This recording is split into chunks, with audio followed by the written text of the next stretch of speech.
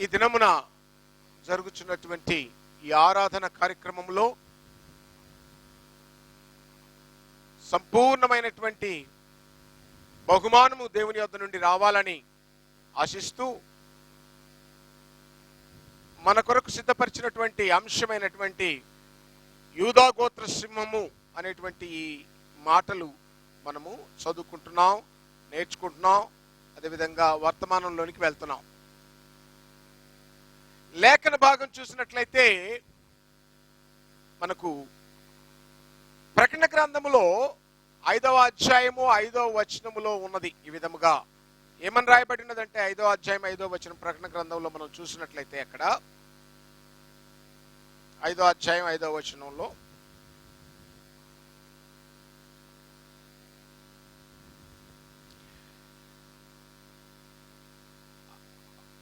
ఆ పెద్దలలో ఒకడు ఏడవకము, ఇదిగో దావీదుకు చిగురైన యూదా గోత్ర సింహము 7 ముద్రలను తీసి ఆ గ్రంథము విప్పుటకు జయము పొంది ఉన్నాడు అని రాస్తున్నాడు. సో ఇక్కడ యూదా గోత్ర సింహము, ఆ గొర్రెపిల్ల యూదా గోత్ర సింహము జయము పొందినదై ఆ ముద్రలు విప్పుటకు యోగ్యత కలిగినదిగా చెప్పబడుతుంది. మనము ఇక పాఠంలోనికి వెళ్తే అందరూ ఒక మాట గమనించండి. వధించబడినటువంటి ఈ గొర్రెపిల్ల యూదా గోత్ర సింహముగా మారిపోయింది. గొర్రెపిల్ల లక్షణాలు మనం చూసినప్పుడు మీ అందరికీ తెలిసిందే. అది చాలా నెమ్మదిగా, మౌనముగా, విధేయత కలిగి, తగ్గించుకొని, ఎదురాడకుండా, కొట్టినా సహించే గుణము, ఇలా అన్నీ కలిసి దాంట్లో మనం చూసినప్పుడు గొర్రెపిల్ల ఎంతగానో తను తాను తగ్గించుకున్నదిగా కనపడుతుంది.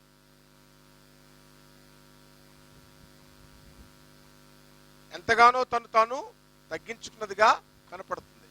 కాబట్టి ఇక్కడ మనం చూసినప్పుడు గొర్రెపిల్ల యేసుక్రీస్తుగా ఈ లోకంలోనికి యోహాను బాప్టిజం ఇచ్చి యోహాను చెప్తున్నాడు. ఏమని చెప్తున్నాడో తెలుసా? లోక పాపములను మోసుకుని పోవు దేవుని గొర్రెపిల్లగా వచ్చాడు మొట్టమొదటిసారి వచ్చినప్పుడు. అయితే ఇక్కడ ఆ ముద్రలు విప్పుటకు, ఏ ముద్రలు అంటే భూమి మీద పాపమునకు శిక్ష విధించేటువంటి కార్యక్రమం, దేవునికి అవిధేయులైనటువంటి వారికి శిక్ష విధించే కార్యక్రమానికి యూదా గోత్ర సింహము అనేటువంటిది ఇక్కడ మనము వాడబడినట్టుగా ఆ మాటను చూస్తాం. ఏమంటున్నాడంటే ఇక్కడ భక్తుడైనటువంటి అపోస్తులైనటువంటి యోహాను, వధించబడినటువంటి గొర్రెపిల్లే ఈ యొక్క యూదా గోత్ర సింహము. ఎందుకు ఈ మాట అన్నాడు?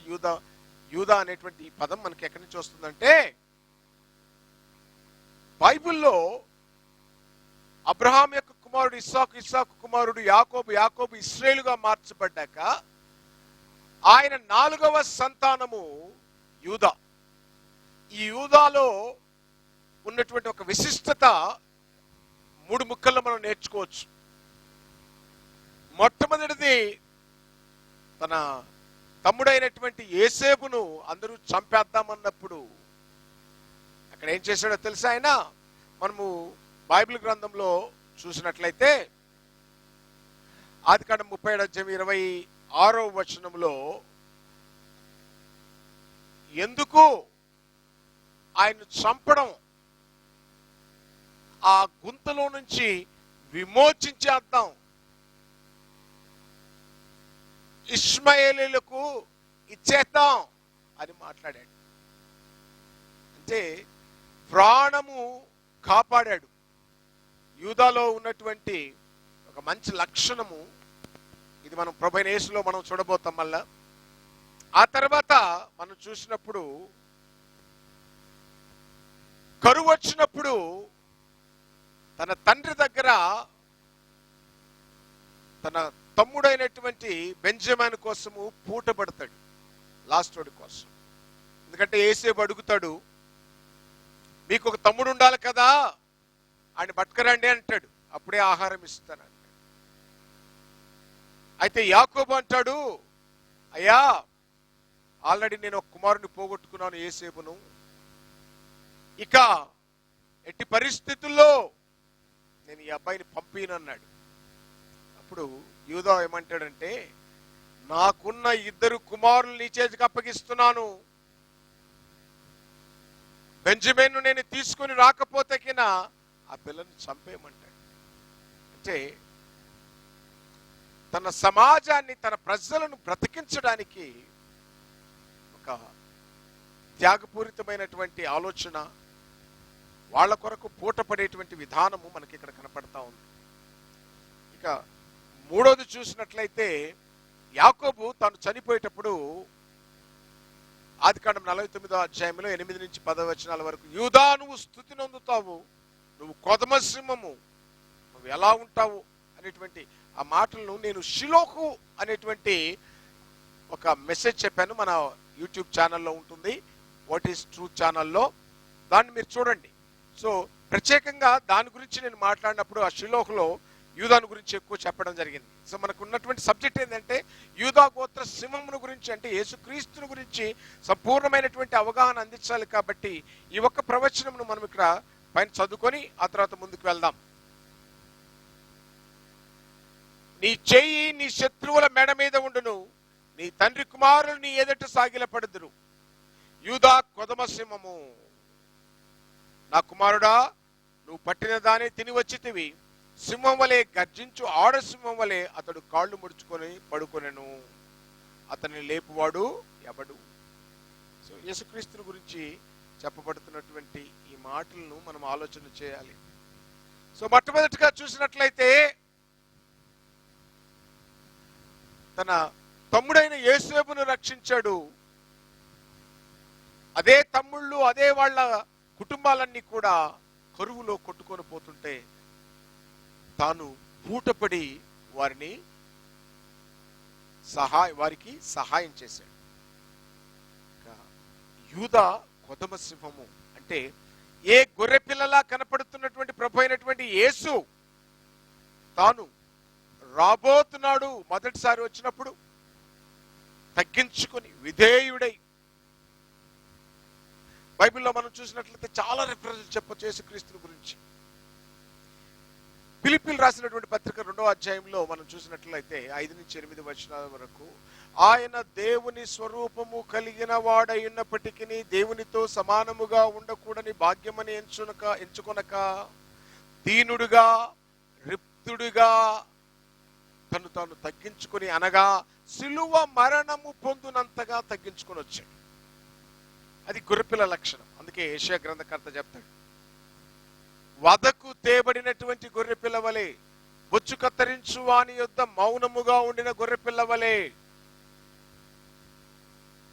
ఆయన అలా ఉన్నాడు అని చెప్పబడ్డ మాట. ఇంకా చాలా ఉన్నాయండి. ఎందుకంటే రోమా ప్రభుత్వంలోని పిలాతు, రోమా సైనికులు ఆయన చుట్టుముట్టి కొడుతూ ఉన్నారు, హింసిస్తూ ఉన్నారు. పిలాతు వచ్చి అడుగుతున్నాడు, నిన్ను విడిపించుటకు నాకు అధికారము కలిగి ఉన్నది, నువ్వు మాట్లాడు చాలు అన్నాడు. ఆయన ఏమన్నాడో తెలుసా? పైనుండి నీకు అధికారం ఇవ్వబడితే కానీ ఎవరి వద్ద నుండి అధికారము నీకు రాదు, నా మీద నీకు అసలు అధికారమే లేదు. నువ్వు దేవుని కుమారుడవా? ఎస్ నువ్వు అన్నట్టే. నువ్వు రాజువా? ఎస్ నువ్వు అన్నట్టే. సో ఫస్ట్ టైం వచ్చినప్పుడు వదకు తేబడిన గొర్రె పిల్ల వలె వచ్చాడు. చివరిలో ప్రకటన గ్రంథం 6వ అధ్యాయం 16వ వచనంలో మనం చూసినప్పుడు అక్కడ ఏమని రాయబడిందంటే, గొర్రె పిల్ల యొక్క ఉగ్రత దినమునకు తాలిన వాడెవడు అని రాయబడింది అక్కడ. అంటే మొదటిసారి భూలోకములో దీనుడుగా, రిక్తుడుగా ఆయన ఎంతగా తగ్గించుకున్నాడంటే బైబిల్ చెప్తా ఉన్నటువంటి మాట, సిలువ మరణము పొందినంతగా తగ్గించుకున్నాడు. హెబ్రీ పుస్తకం చెప్పినట్లయితే 1వ అధ్యాయంలో మనం చూసినప్పుడు 3వ వచనంలో 2-3 వచనాలు చూసినప్పుడు ఆయన దేవుని యొక్క మూర్తిమంతము, దేవుని యొక్క మహిమ, దేవుని యొక్క తేజస్సు. It says that Jesus Christ is the exact reflection of the God and the glory of the God. అంత మహిమ ప్రభావముతో ఉన్నటువంటి వ్యక్తి సామాన్యుడిగా, రిక్తుడిగా, ఒక విధేయుడైనటువంటి సేవకుడిగా, అందుకే యెషయా ప్రవక్త ద్వారా చెప్పబడి, ఇదిగో నేను ఏర్పరచుకున్నటువంటి నా సేవకుడు, నా ప్రియుడు. ఆయన క్యారెక్టరు ఒకసారి మనం చూసినట్లయితే ఇక్కడ లూకాసు వార్తలో మనకు కనపడుతుంది. లూకాసు వార్తలో నేను చదువుతున్నప్పుడు అక్కడ రాయబడ్డది. ఏమని రాయబడ్డదంటే, బీదలకు సువార్త ప్రకటించబడుచున్నది, గుడ్డివారికి చూపు, నలిగిన వారి విడిపించుటయు, ప్రభు యొక్క హితవత్సరమును ప్రకటించుటకయు ఆయన నన్ను పంపి ఉన్నాడు. ఈ లేఖనము నేడు మీ వినికిడిలో నెరవేర్చబడింది. ఈ యూదాకు ఆ యూదాకు లింక్ ఏంటి? ఇశ్రాయేలు కుమారుడుగా పుట్టినటువంటి 4వ కుమారుడైనటువంటి యూదా మన ప్రభు అయినటువంటి యేసుక్రీస్తు యొక్క వంశావళికి ఆ లైన్ చూసుకున్నట్లయితే యూదా యొక్క గర్భములో అనేకమైనటువంటి రాజులు వచ్చారు. దావీదు, సొలొమోను, ఇంకా అదే జినియాలజీ మనం చూసుకుంటున్నప్పుడు బైబిల్లో మనకు కనపడుతున్నటువంటి అంశం ఏంటంటే, అబ్రహాము కుమారుడకు దావీదు కుమారుడైన యేసుక్రీస్తు యొక్క వంశావళి. దావీదును చూసినప్పుడు యూదా గోత్రములో పుట్టినవాడుగా ఉన్నాడు. సో ఈ యూదా గోత్రములో పుట్టినటువంటి వాడు రాజులు. అయితే ఈ యూదా గోత్రములో పుట్టినటువంటి యేసుక్రీస్తు ప్రభు వారికి ఒక ప్రత్యేకత దేవుడు ఇచ్చాడు. ఎందుకు ఇచ్చాడంటే, నిరంతరము కీర్తనకారుడు చెబుతున్నాడు 110వ కీర్తన 4వ వచనంలో, మిల్కిసెదెకు క్రమములో నిరంతరము యాజకుడిగా నువ్వు ఉండాలి, రాచరికము చేయాలి, యాజకత్వము చేయాలి. అంటే ఇట్స్ లైక్ మనకు అర్థమయ్యే భాషలో చెప్పుకుంటే పౌరోహిత్యము చేయాలి, రాచరికము చేయాలి. ఈ రెండు ఆయనకు బాధ్యతలుగా అప్పచెబుతూ ఒక వదకు తేబడినటువంటి గొర్రెపిల్ల వలె ఆ యొక్క జినియాలజీలో వచ్చాడు. అందుకోసమే యూదా గోత్రపు సింహము.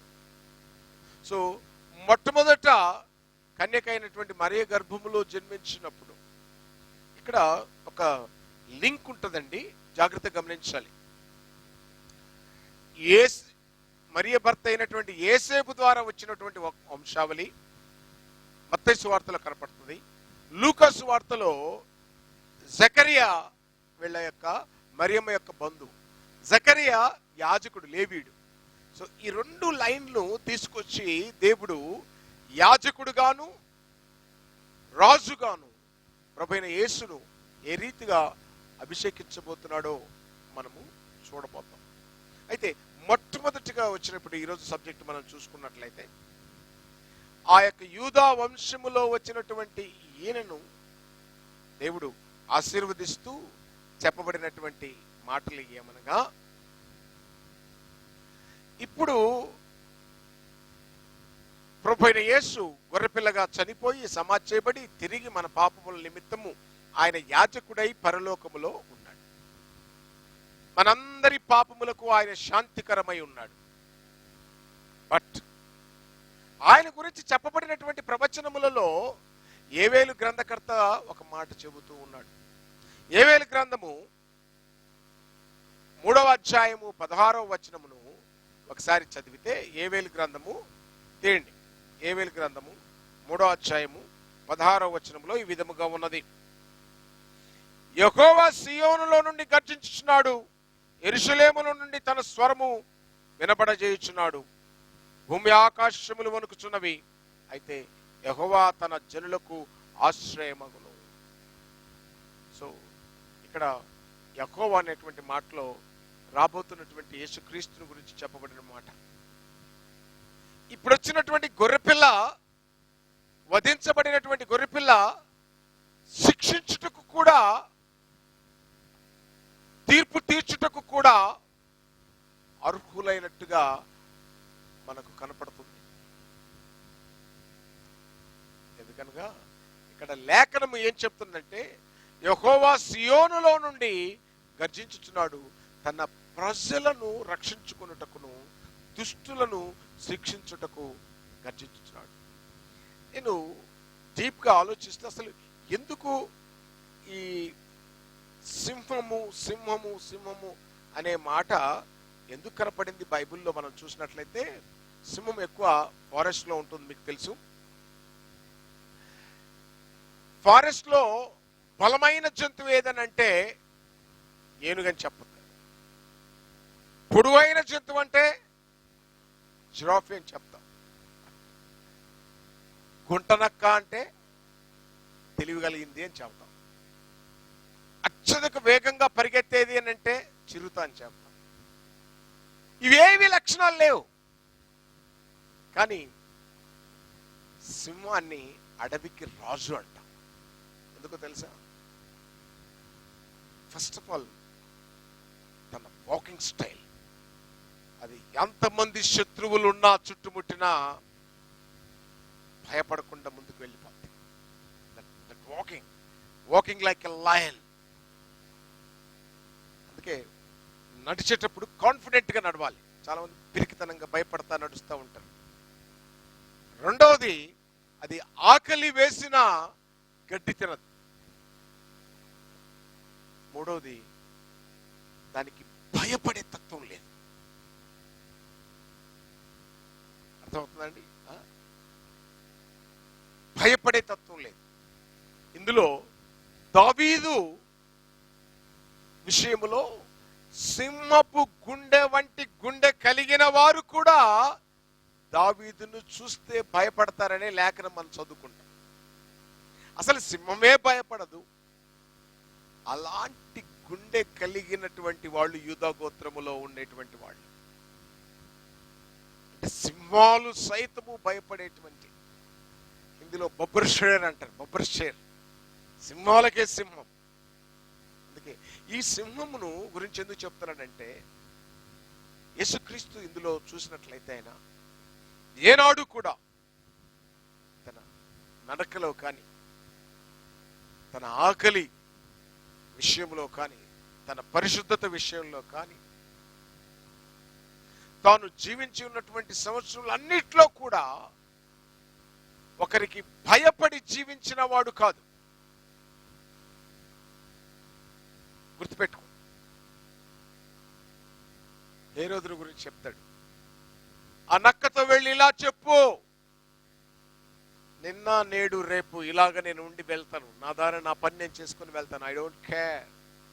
అందుకే క్రైస్తవులకు కూడా ఒక మంచి అవగాహన ఇస్తాడు. పాము వంటి వివేచన కలగండి, పావురం వంటి మనస్సు కలిగి. అంటే ఏంటంటే భయపడకండి, భయపడకండి. ప్రభు మన పక్షాన సియోనులో నుండి మన కొరకు నిలబడి ఆయన గర్జిస్తున్నాడు, ఆర్భాటిస్తున్నాడు, తన ప్రజలను ఎప్పుడెప్పుడు రక్షిద్దామా అని. ఈ కరువు కాటకాల పరిస్థితులు చూస్తుంటే బైబిల్ చదువుతున్న ప్రతి ఒక్కరూ గమనించవలసినది, క్రైస్తవుడైన ప్రతి ఒక్కడు గమనించవలసినది. పోయిన వారం నేను చెప్పాను, ఇది సమయమా ఇల్లు ద్రాక్ష తోటలు కూర్చుకోవడానికి. ఈ పరిస్థితులను బట్టి క్రైస్తవుడు అర్థం చేసుకొని సియోనులో గర్జించుచున్న యూదాగోత్ర సింహము ముద్రలు విప్పుటకు శక్తి కలిగినదై ముద్రలు విప్పింది.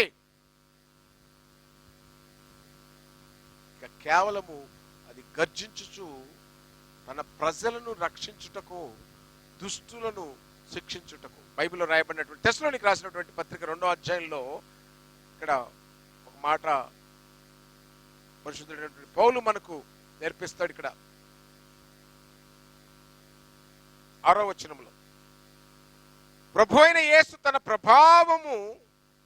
ప్రభావమును కనపరుచు దూతలతో కూడా పరలోకము నుండి అగ్ని జ్వాలల్లో ప్రత్యక్షమై దేవుని ఎరగని వారికి, మన ప్రభు అయిన యేసు సువార్తకు లోబడని వారికి ప్రతిదండన చేయుచున్నప్పుడు మిమ్ము శ్రమపరిచిన వారికి శ్రమ పొందుచున్న మీకు మాతో కూడా విశ్రాంతి అనుగ్రహించుట దేవునికి న్యాయమే.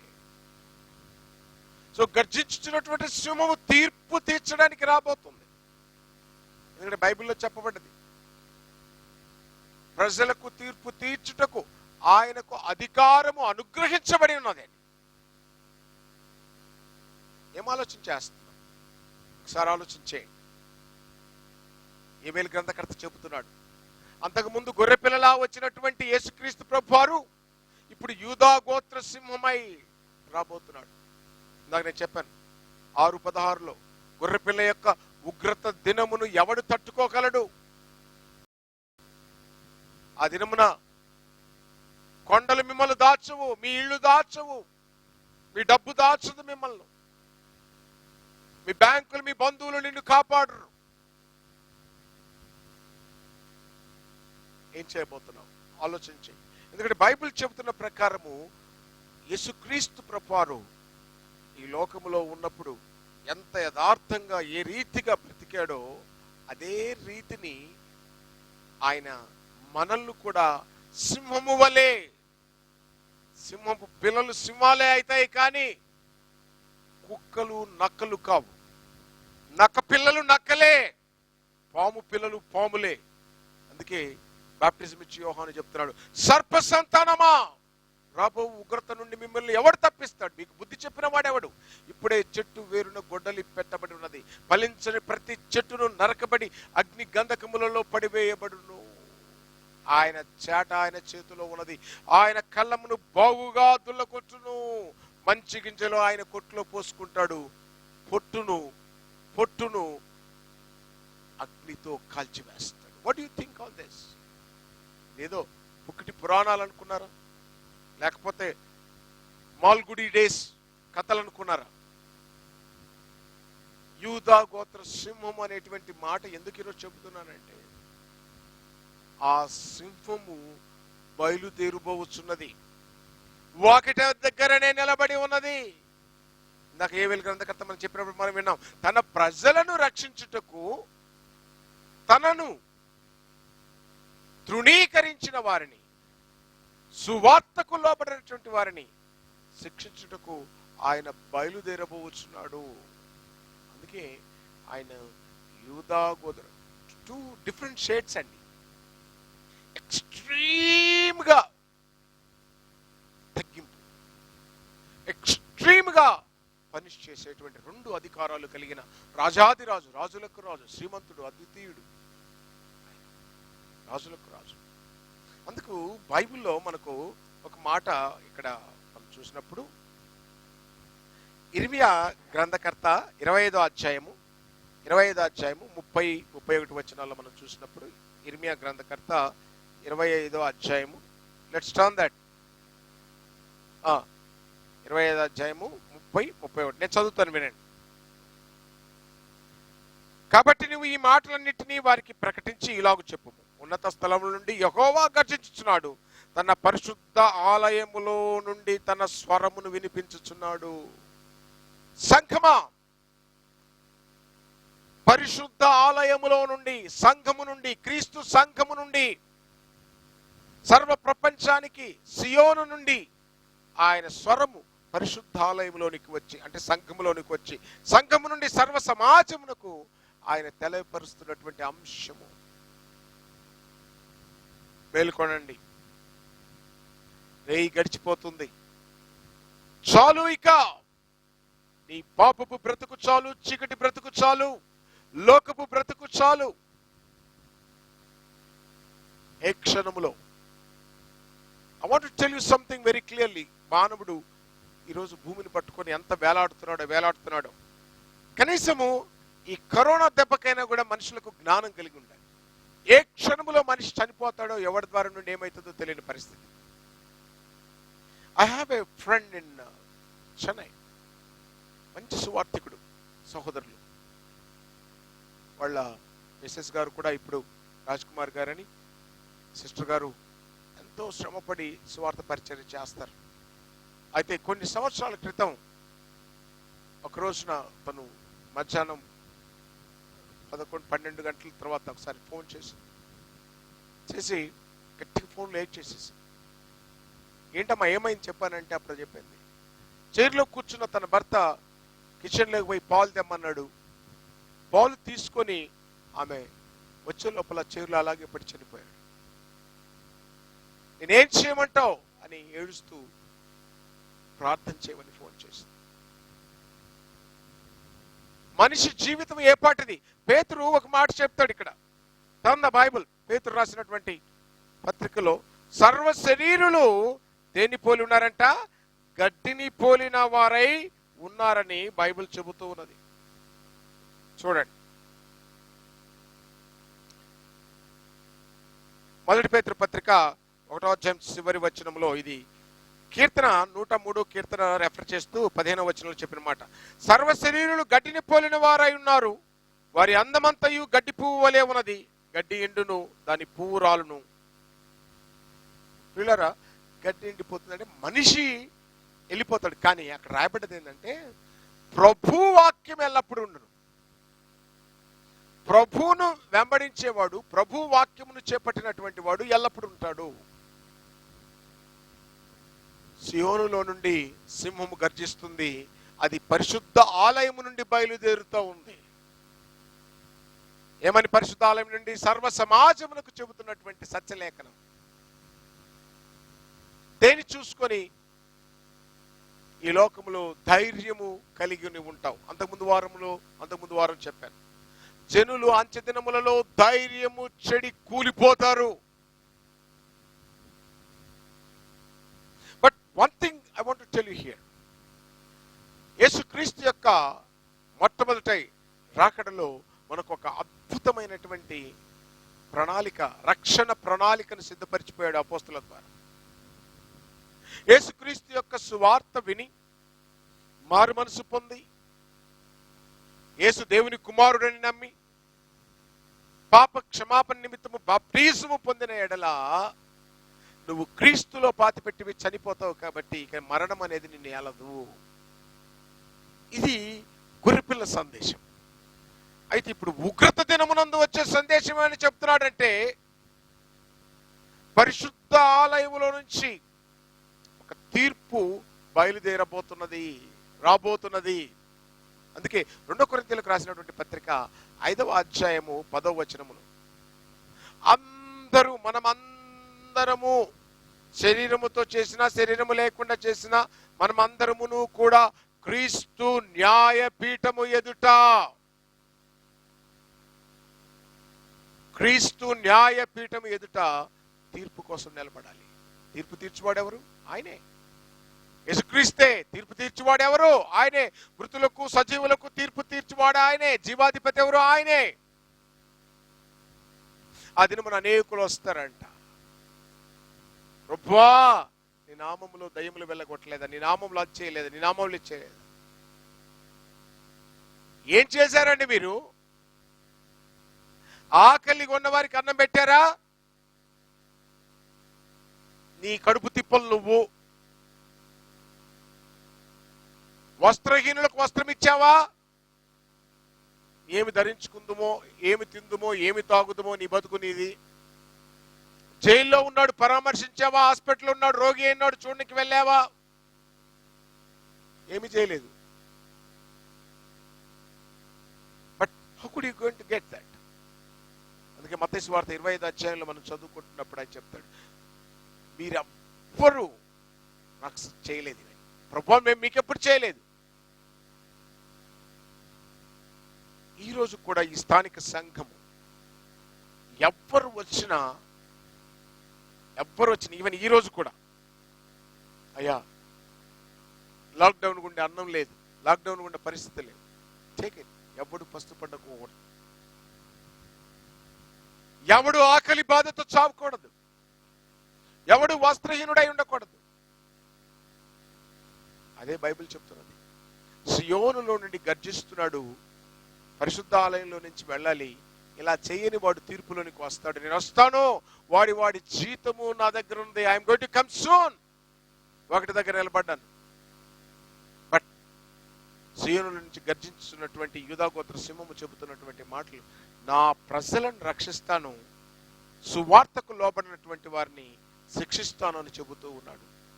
ఇంకా మనం ముందుకెళ్ళి చూసినట్లయితే యెషయా గ్రంథము 31వ అధ్యాయము, యెషయా గ్రంథము 31వ అధ్యాయం 4వ వచనం. యెషయా గ్రంథము 31వ అధ్యాయము 4వ వచనం నేను చదువుతాను, మీరు చదవండి.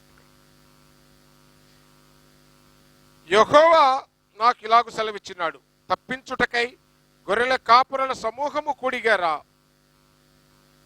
సింహము, కొదవ సింహము వారి శబ్దములకు భయపడకయు, వారి కేకలకు అధైర్యపడకము. తనకు దొరికిన దానిని మీద గర్జించినట్లు సైన్యములకు అధిపతియగు యెహోవా యుద్ధము చేయుటకై సియోను పర్వతం మీదికి, దాని కొండ మీదికి దిగి వచ్చును. What does it mean, says it? Again says, Jesus is going to come soon. యేసు తిరిగి రాబోతున్నాడు. ఇదే శిష్యులు కూడా ఒలివ కొండ మీద అడిగారు, ఈ దేవాలయం పడిపోవడానికి, నీ రాకడకు, యుగ సమాప్తికి సూచనలు ఏంటివని. He's given clear picture. Mattayi సువార్త 24వ అధ్యాయం, మార్కు సువార్త 13వ అధ్యాయం, లూకా సువార్త 21వ అధ్యాయంలో మీరు చదువుతున్నప్పుడు ఆయన రాకడలో, ఆయన రాకడ ఏ విధముగా ఉన్నది అనేటువంటిది మీరు గమనించినట్లయితే దీంట్లో మనకు క్లారిటీగా అర్థమవుతూ ఉంది. ఈసారి ఆయన ఏదో మౌనముగా వచ్చి, అమ్మలారా నా కోసం ఏడవకండి, మీ కోసం, మీ పిల్లల కోసం ఏడవండి అని చెప్పడానికి రావట్లేదు. యూదా గోత్ర కొదమ సింహము, ఆ మాట వాడకంలోనే దేవుడు తన సంఘమునకు, ప్రజలకు చెబుతున్నటువంటి మాట. ఒకడు మౌనముగా ఉన్నాడని ఎంత హింసించినా ఆయన తిరిగి వచ్చేటప్పుడు కొండలు, భూమి, ఆకాశం రాయబడినటువంటి మాట ఏంటో తెలుసా? ప్రభు యొక్క దినమును తాలిన వాడెవడు, ఆ దినమున పంచభూతములు మిక్కటమైన వేండ్రముతో. పేతురు రాసినటువంటి పత్రికలో మనం చూసినప్పుడు 3వ అధ్యాయంలో మనకు ఆ మాట కనపడతా ఉంది. 3వ అధ్యాయము పేతురు రాసినటువంటి పత్రిక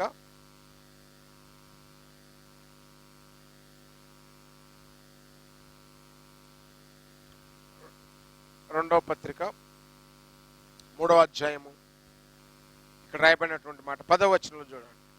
అయితే ప్రభు దినము దొంగ వచ్చినట్లు వచ్చును, ఆ దినమున ఆకాశములు మహాధ్వనితో గతించిపోవును, పంచభూతములు మిక్కటమైన వేండ్రముతో లయమైపోవును, భూమి మీదున్న కృత్యములు కాలిపోవును, ఇవన్నీను ఇట్లు లయమైపోవును, ఆకాశములు రవులు కొను. అర్థమవుతుందండి? పంచభూతములు ఆయన సియోను నుండి గర్జిస్తున్నప్పుడు మనకు చెప్తున్నటువంటి మాట ఏంటో తెలుసా? పంచభూతములు. పంచభూతాలు అంటే వాళ్ళ భూతాలు దయ్యాలనుకుంటారు. పంచభూతాలు అంటే నీరు, నిప్పు, ఆకాశము, సూర్యుడు, గాలి, ఇవన్నీ పంచభూతాలు. ఇవన్నీ కూడా లయమైపోతాయి, ఏవి మిగలవు. అట్టి గొర్రె పిల్ల యొక్క మహా ఉగ్రత దినము రావడానికి ముందు ఇదిగో ఆయన సియోనులో నుండి గర్జించుచున్నాడు అని చెప్పి మనకు లేఖనం చెబుతూ ఉన్నది. హోషేయ గ్రంథంలో ఒక మాట రాయబడ్డది, 37వ అధ్యాయము,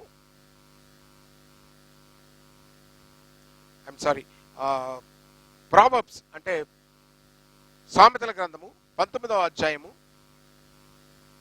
సామెతల గ్రంథం 19వ అధ్యాయము 12వ వచనం.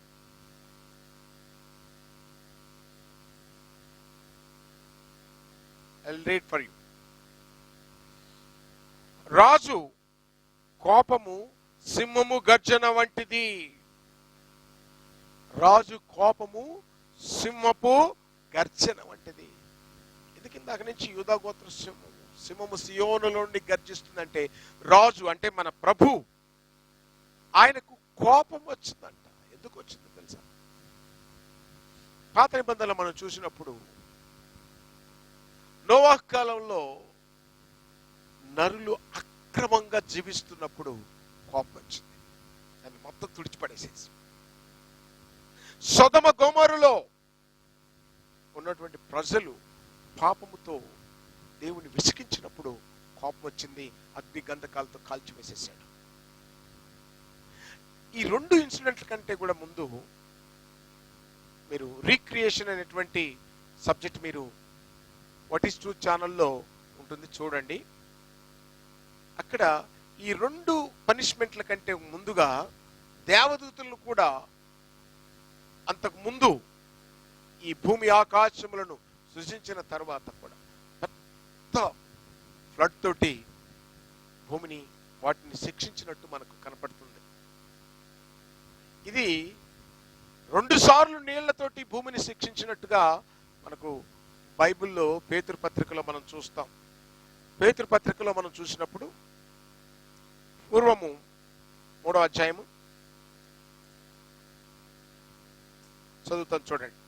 3వ అధ్యాయం 5వ వచనము. ఏలైనగా పూర్వము నుండి ఆకాశముండెననియు నీళ్లలో నుండి నీళ్ల వలన సమకూర్చబడిన భూమియు దేవుని వాక్యము వలన కలిగినను వారు బుద్ధిపూర్వకముగా మరుతురు. ఆ నీళ్ల వలన అప్పుడున్న లోకము నీటి వరదలో మునిగి నశించును. అప్పుడున్న లోకము అంటే నోహు లోకం గురించి కదండి. అయితే ఇప్పుడు ఆకాశమును భూమియు భక్తిహీనులను తీర్పును నాశనము జరుగు దినం వరకు అగ్ని కొరకు నిలవ చేయబడినను అదే వాక్యము వలన భద్రపరచు. ఏ వాక్యము చేత అయితే జల ప్రళయంతో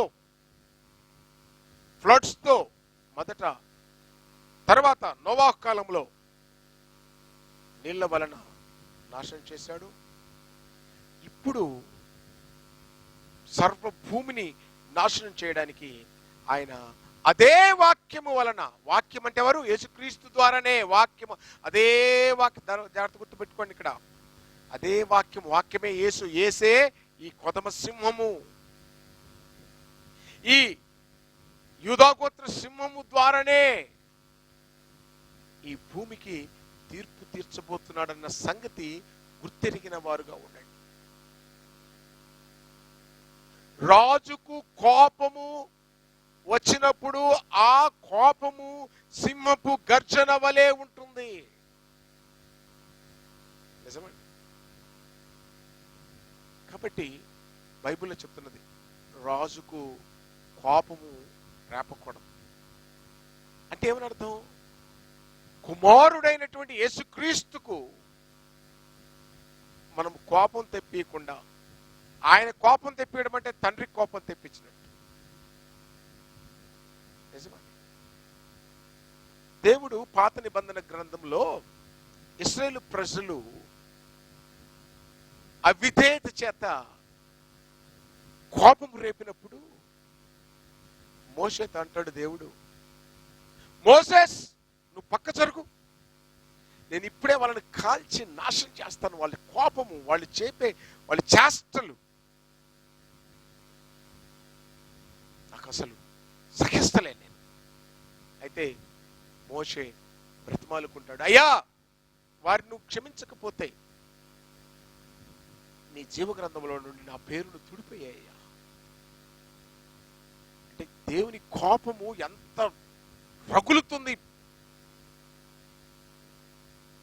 అదే విధముగా మన మీద కూడా దేవుని కోపము రగులుతున్నప్పుడు యాజకుడిగా ఉన్న గొర్రెపిల్ల లాంటి యేసుక్రీస్తు ప్రధాన యాజకుడై మనందరి పక్షాన మన పాపములకు శాంతికరముగా ఉంటున్నాడు. ఇప్పుడు బట్ ఆ శాంతికరముగా ఉన్నటువంటి యేసుక్రీస్తు ప్రభువారే తిరిగి మధ్యాకాశంలో గర్జించు సింహము వలె రాబోతున్నాడంట. ఎందుకు అంటే బైబిల్ చెప్తున్నటువంటి మాట. బైబిల్లో ఇంకొక మాటను మనము చూద్దాం. ప్రకటన గ్రంథము 19వ అధ్యాయము 15వ వచనము.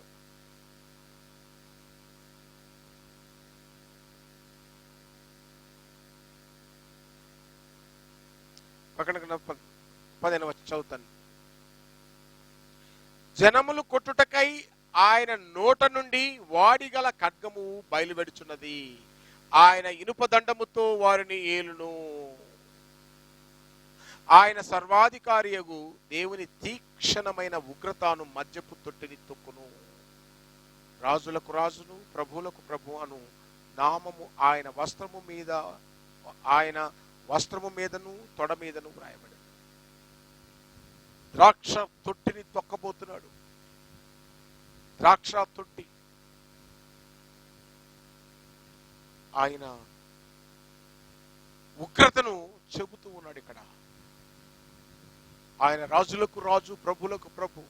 ఆయన స్థాపించినటువంటి స్వరక్తమిచ్చి స్థాపించినటువంటి సంఘములో ఉన్నవారిని రక్షించడమే కాకుండా యూదా ప్రవచనం చెప్పాడు అక్కడ. 49వ అధ్యాయము ఆది కాండము 10వ వచనంలో మనం చూసినటువంటి ప్రవచనంలో యేసుక్రీస్తుని గురించి చెబుతున్నటువంటి మాట మనం నేర్చుకున్నప్పుడు ఇక్కడ రాయబడ్డది.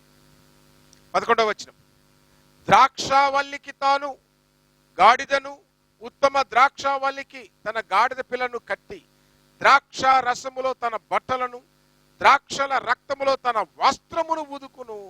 అతని కన్నులు ద్రాక్ష రసము చేత ఎర్రగాను, అతని పళ్ళు పాల చేత తెల్లగాను ఉండును. ప్రియులారా, people are watching round the world. ఒక్కసారి ఆలోచించేయండి, వాట్స్ గోయింగ్ టు హ్యాపెన్. ఉగ్రత దినము అతి సమీపములో ఉన్నది. ఆ కాలములు ఆ సమయములు మీకు తెలియకుండా మీరు చీకటిలో ఉన్నవారు కాదు కదా. అయితే చాలా మంది ఇప్పటికీ ఏమనుకుంటారంటే, ఆయన దొంగ వచ్చినట్లు వస్తాడు అన్నాడు కదా, దొంగ వచ్చినట్టు క్రైస్తవుల మీదకి కాదండి. ఎందుకంటే తెస్సలోనికి రాసినటువంటి పత్రిక 1వ అధ్యాయం 5వ వచనం, మొదటి తెస్సలోనికి రాసినటువంటి పత్రిక 5వ అధ్యాయంలో మనం చూసినట్లయితే, ఆ దినమున దొంగ వచ్చినట్లు వచ్చు మీ మీదికి వచ్చుటకు మీరు చీకటిలో ఉన్నవారు కారు. ఎందుకనగా అన్యుల మీదికి అలాగ వస్తాడు. అన్యుల మీదకి ఎలా వస్తాడంట? గర్భిణీ స్త్రీకి ప్రసవ వేదన ప్రారంభమైతే అకస్మాత్తుగా వస్తుందో అట్లా అన్యుల మీదకి వస్తాడు. కానీ మీకైతే బాగా తెలుసు కదా ఆ దినమును గురించి, ఆ గడియను గురించి మీకు చెప్పనక్కర్లేదు. ఎందుకనగా ఇదిగో చెబుతున్నాడు, యూదా గోత్ర సింహము సియోనులో నిలబడి గర్జిస్తా ఉంది. వాకిటి దగ్గర నిలబడ్డా నేను. Any moment I'm going to come. నా స్వరమును విని తలుపు తెరిచావా, నేను నా తండ్రి నీ వద్దకు వస్తాం, నీతో కూర్చుంటాం, భోంచేస్తాం. నిజమండి, ఆయన ఎంత యథార్థంగా చెబుతున్నాడు. మారండి. ఎఫెసీ పత్రికలో చెప్తారు, మీరు మారు మనస్సు పొంది, ఎఫెసీ సంఘమునకు చెబుతూ ఉన్నాడు, నువ్వు మారు మనస్సు పొంది మొదటి క్రియలను చెయ్యి అంటున్నాడు. అదేవిధంగా ప్రకటన గ్రంథం 3వ అధ్యాయంలో 20వ వచనం, ఇదిగో నేను తలుపు నద్ద నిలుచుండి తట్టుచున్నాను, ఎవడైనా నా స్వరము విని తలుపు తీసినడేలా నేను అతని వద్దకు వచ్చి అతనితో నేనును నాతో కూడా అతడును భోజనము చేయుదు. He's knocking your heart. ఆయన రాబో ముందే సమస్త ప్రజలను. అయితే చాలా మంది బుద్ధిహీనులు ఏమనుకుంటారంటే, 2000 సంవత్సరాల నుంచి ఈ క్రైస్తవులు ఇలాగే చెబుతున్నారు, ఆయన వస్తాడు, భూమి ఆకాశము నాశనమైపోద్ది, అది ఇది అంటున్నారు, కానీ ఆయన రావట్లేదు అని మీరు అనుకుంటారు. ఒక 23 సంవత్సరాల క్రితం ప్రభు వచ్చిందంటే నేనేమైపోయాడండి. ఆయన గురించి తెలుసుకొని మారు మనసు పొంది పాప క్షమాపణ బాప్టిజం తీసుకొని రక్షణ మార్గంలో నిలబడే అవకాశం నాకు కలిగింది. కాబట్టి ప్రభు దినమునకు, ప్రభు యొక్క దృష్టికి 1000 సంవత్సరంలో ఒక దినముగా కనపడుతుంది. ఆయన దృష్టిలో యేసుక్రీస్తు ప్రభువారు సిలువ వేయబడి 2 రోజులు అయింది అంతే. ఇప్పటికి మనకు 2000 సంవత్సరాలు అంటున్నాం, ఆయనకైతే 2 రోజులు అయింది అంతే. 2 రోజులు, that's it, finish, nothing like that. But today everybody please aware. నాకు తెస్సలోనికీ పత్రికలో మన ప్రభు అయిన యేసు సువార్తకు లోబడినటువంటి వారికి శిక్ష కంపల్సరీ. అయితే ప్రియులారా, మరి మొదటి పేతురు పత్రిక 5వ అధ్యాయం 8వ వచనంలో అపవాదిని కూడా గర్జించు సింహముతో పోలుస్తున్నాడు, ఎవడిని మింగుదునా అని. మరి ఈ సింహం ఏంటి? ఇది పేపర్ టైగర్. అర్థమవుతుందా అండి? మేకతోలు కప్పుకున్నటువంటిది, అంటే డిసీవర్. మనము వచ్చే వారం అంటే రేపటి నుండి చాలా లోతైనటువంటి సబ్జెక్ట్స్ మనము నేర్చుకోబోతున్నాం. దానియేలు గ్రంథము, ప్రకటన గ్రంథము, మత్తయి సువార్త, మార్కు సువార్త, లూకా సువార్త, ఇదంతా ఒక ప్యాకేజ్. అప్పుడు మనకు కనపడుతుంది ఇంకా ఏ విధంగా డిసీవర్ డిసెప్షన్ చేయడానికి వస్తాడు. There is saying, Jesus Christ చెప్తాడు, యేసు ప్రభువు వారు చెప్తారు 24వ అధ్యాయం 15వ వచనంలో, the abomination and the dissolution will be taken place before things will be happen. హేయకరమైనటువంటి వస్తువు పరిశుద్ధ స్థలములో చూడగానే చదువువాడు గ్రహించాలి what is going to happen. We the people of books, ఇది చాలా గొప్ప మర్మం బైబిల్లో మనకు చెప్పబడినటువంటిది. whether you are Muslim or Christian, whoever you may be, but Muslims and Christians బాగా తెలుసు ప్రభు మళ్ళీ తిరిగి వస్తాడని. ఎలా ఆయన ఎదుర్కోబోతున్నావు? గర్జించు సింహము ఎవరిని మింగుదునా అని. ఎందుకంటే బైబిల్లో రాయబడేది 12వ అధ్యాయంలో మనం చూసినప్పుడు, ప్రకటన గ్రంథంలో 12వ అధ్యాయంలో చెప్పబడ్డమాట,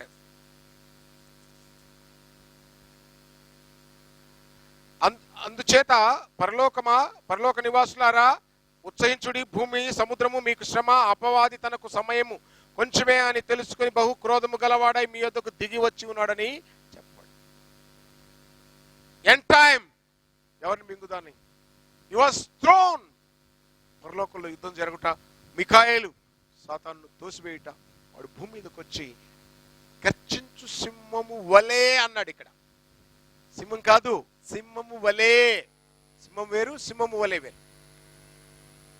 హియర్ సియోనులో ఉన్నటువంటి కొదమ సింహము యేసుక్రీస్తు ప్రభువారు. యేసుక్రీస్తు ప్రభువారు ఆయన గర్జించు సింహం. ఈ భూమి మీద ఉన్నటువంటి వీడు గర్జించు సింహము వలె, నకిలీ Christ and anti Christ duplicate చేస్తుంటాడు అనమాట. నిజమండి, కొంతమందికి సొంతంగా సేవను దేవుని ద్వారా మహిమ పరిచేటువంటి విధానం తెలియక, దేవునితో మహిమపరిచే విధానం తెలియక వాడేం చేశాడు వీడు కాపీలు కొడతా ఉంటాడు. అలా ఉండకండి. లెట్స్ కంప్లీట్ చేద్దాం. డూప్లికేటెడ్తో భయపడకండి.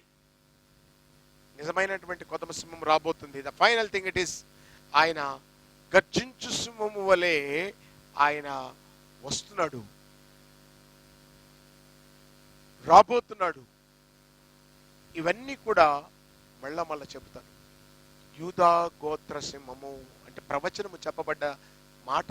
ఆ యూదా ఏ విధంగా అయితే ఆ మూల పురుషుడు తన సహోదరుడి కోసము, తన సహోదరుల కోసము పాటుపడ్డాడో, ఇదిగో ఈ యూదా గోత్రంలో పుట్టినటువంటి ఈ రాజు, మహారాజు, ఈయన మన కోసం, మనం సహోదరులుగా ఉండటకై, అనేకులను తన తండ్రికి సహోదరులుగా చేయడానికై ఆయన పూటపడ్డాడు, నిలబడ్డాడు, శ్రమపడ్డాడు.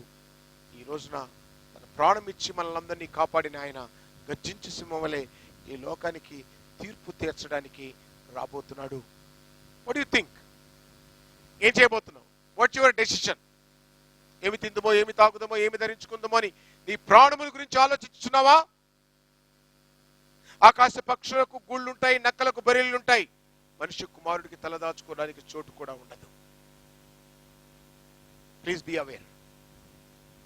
మొదట గొర్రెపిల్లలా వచ్చాడు, ఇప్పుడు కొదమ సింహములా రాబోతున్నాడు. అంటే తీర్పు కొరకై ఈ భూమిని, ఆకాశమును, పంచభూతములను సిద్ధపరుస్తున్నాడు. ఇప్పుడు తీర్పులోనికి వస్తావా? కొదమ సింహము నోటికి బలైపోతావా? లేక ఆ గొర్రెపిల్ల రక్షణ కేంద్రములో సియోనులో సియోను పాటలు పాడుచు ప్రభువును స్తుతిస్తావా? What's your decision? Can be. ప్రార్థన చేసుకుని రొట్టె ద్రాక్షరసంలోనికి వెళ్దాం. మరొకసారి ఈ లేఖనంను ఒకసారి ఆలోచన చేయమని కోరుతున్నాను. సింహము గర్జిస్తూ ఉన్నది. Any moment is going to come అని చెబుతున్నాడు. మన కొరకు పూటపడి, మన కొరకు ప్రాణం పెట్టిన, మన కొరకు రాబోతున్నటువంటి యేసుక్రీస్తుని గురించి, ఆయన యూదా వంశములో పుట్టి రాజులైన యాజక సమూహములో నిలబడ్డాడు కాబట్టి ఆయన కోసము చెప్పబడ్డ మాటలు జ్ఞాపకం చేసుకుందాం. ప్రార్థన చేసుకుందాం. ప్రేమగల తండ్రి, దయగల నాయన, మీ బంగారు పాదములకు వందనాలు, స్తుతులు. మీ ఇళ్లలో నాతో పాటు కలిసి రొట్టెను ద్రాక్షరసమును ప్రభు చెప్పినటువంటి విధముగా మనం చేసుకుందాం. రొట్టె ద్రాక్షరసం కొరకై ప్రార్థన చేసుకుందాం. ప్రేమగల తండ్రి, దయగలిగిన నాయన, ఈ బంగారు పాదములకు వందనాలు చెల్లిస్తున్నాం. ఎంతవరకు యూదా గోత్ర కొదమ సింహమును గురించి మాట్లాడుటకు మీరు ఇచ్చిన కృపను బట్టి వందనాలు చెల్లిస్తున్నాం. నమ్మదగిన దేవా, సత్యవంతుడా, సత్యవంతుడా, మహోన్నతుడా, మహాగణుడా, ఇదిగో నాయన, మా ముందుంచబడినటువంటి రొట్టెను ద్రాక్షరసమును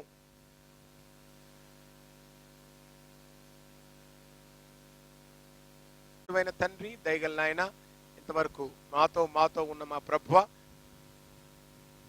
యూదా గోత్ర సింహమును గురించి మీరు మాకు నేర్పించిన విధానానికి వందనాలు.